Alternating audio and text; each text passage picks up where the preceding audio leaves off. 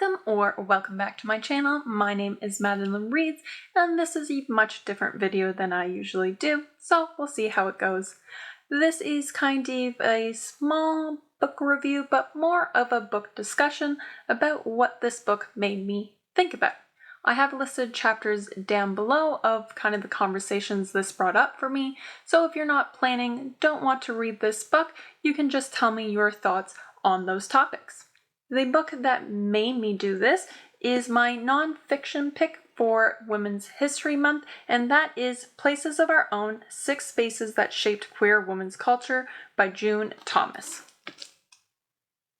I randomly picked this up because Goodreads had a list of nonfiction for Women's History Month, and I'm glad I did.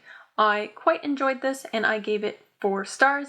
This book basically just entails the different community initiatives and groups that helped the queer community.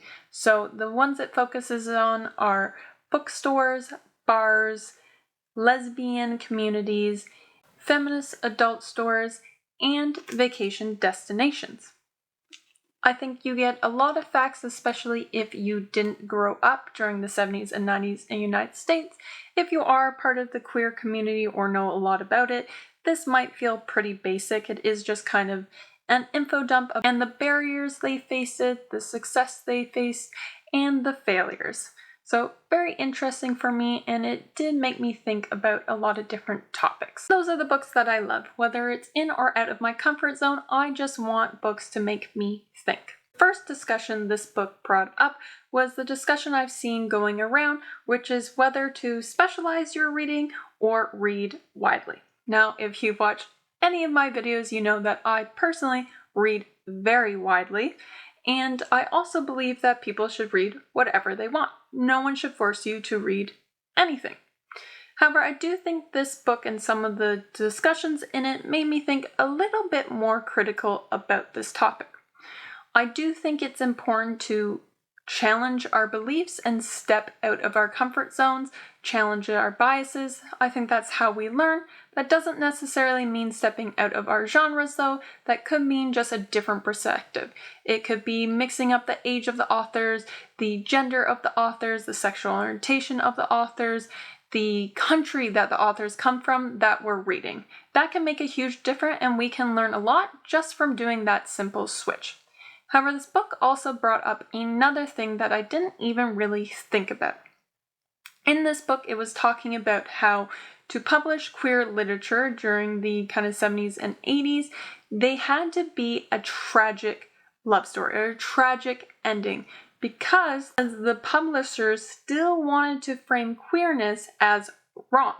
And that was kind of like a light bulb moment for me, where I realized that you shouldn't just read the pain and suffering of a singular group. Meaning, if you do read from Black authors, but it's only about slavery, or you do read about Native populations, but again, it's only the pain and suffering, then we're missing out on the full story of the people. People are more than just pain. You need to know their love and hope to get a full picture.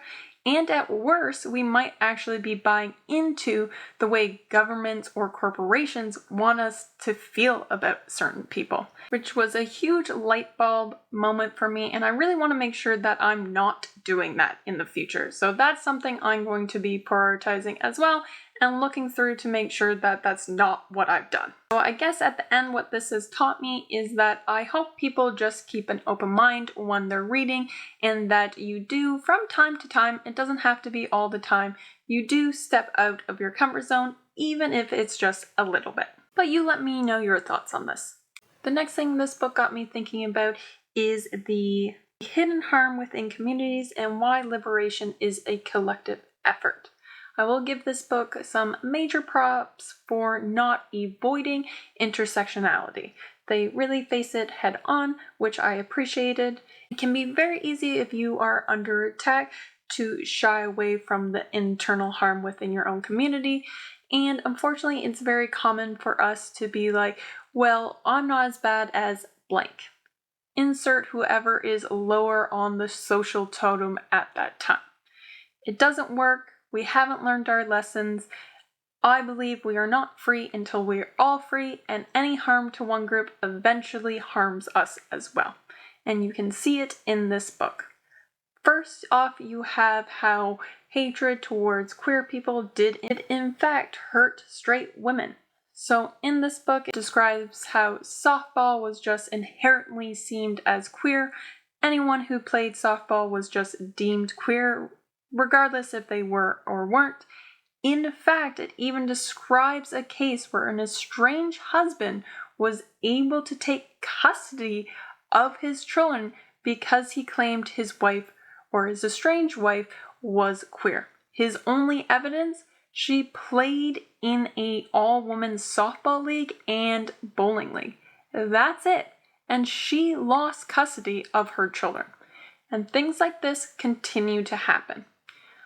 Also, this book doesn't shy away from the racism that was within the community. It details how women of color were very often denied accesses to the community. Allowed in bars, they weren't allowed in certain community spaces. The N-word and slurs were said during these supposedly community building activities. And you would think in an already small community, we wouldn't want to divide ourselves more. And maybe that's also why sometimes we failed. If we're not being inclusive, then we can't expect people to support us through hard financial times. I will say though, I do have one critique of this book, and that it really does waffle on the issue of trans women. It's very clear that this author just doesn't want to have the conversation at all, which I do think is a missed opportunity. I think my stance is pretty clear. Like I say, we're not free until we're all free. The next conversation point this book really brought up to me is how capitalism can crush spaces built for connection. Queer-owned businesses, often their main focus was just building a strong community, and they were often very successful in doing that.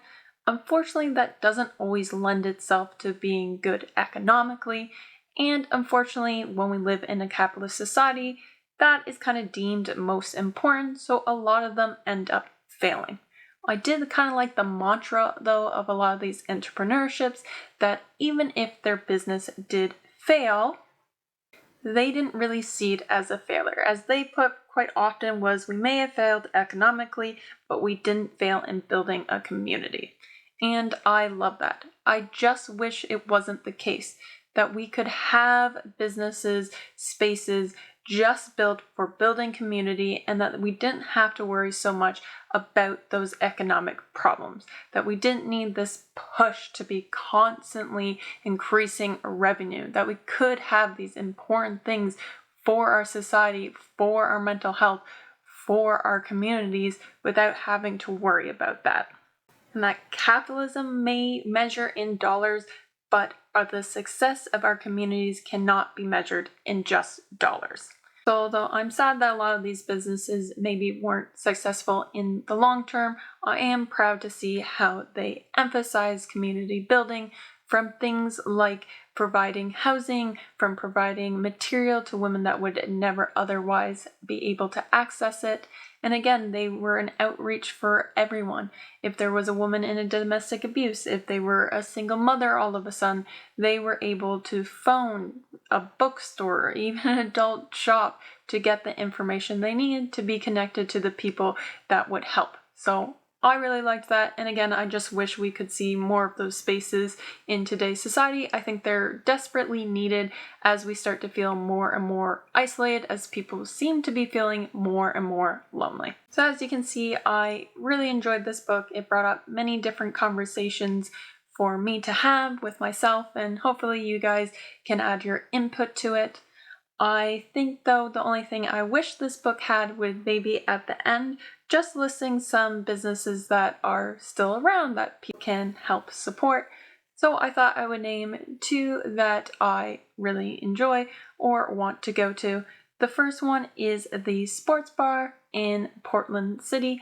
This is a LGBTQ owned bar, and it primarily shows women's sports. And as a huge PWHL fan and a WNBA fan, I think that's just amazing. I wish we had something similar in Canada. It can be very hard to go out and watch the games, and even watching it on TV is not always the easiest. So I think that's a fantastic business model, and I hope it catches on elsewhere. And the other one is Alphabet Soup. This is a pop-up bookstore / online bookstore that sells LGBTQ books, and oh my god, the range of it is amazing. It has from every genre, and it also has like specific tags you can do. Like it even has an asexual tag to see all the books with asexual characters in, and I've never seen that anywhere. So it has a very big degree of inclusivity, and I highly recommend checking it out if you like queer literature. But let me know down below any of your thoughts on the conversations I brought up. Are there any community spaces that really shaped you growing up?